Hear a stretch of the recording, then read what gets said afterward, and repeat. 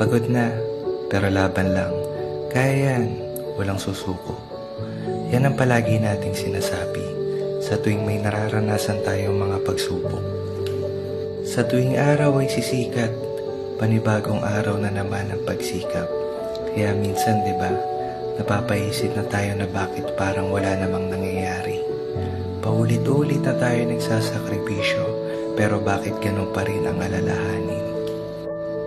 Para bang ang buhay ay isang dagat? Minsan mahinahon, kadalasan maalon. Kailangan mo lang sumabay para ikaw ay makaahon. Pag nadapa ka sa iyong paglalakbay, kailangan mo lang bumangon. Mga luhang sumasabay sa buhos ng ulan, nakikipagsapalaran at nagtatanong sa sarili kung ano ba ang kapalaran.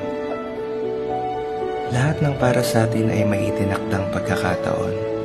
Di mo mamamalayan na dadating din ang tamang panahon na mga butong matagal mo nang itinanim. Magtiwala ka lang dahil balang araw lahat ng yan ay bubunga din. Tuloy mo lang, tiwala mo sa sarili, huwag mong aalisin. Habang oras ay tumatakbo, di mo mapapansin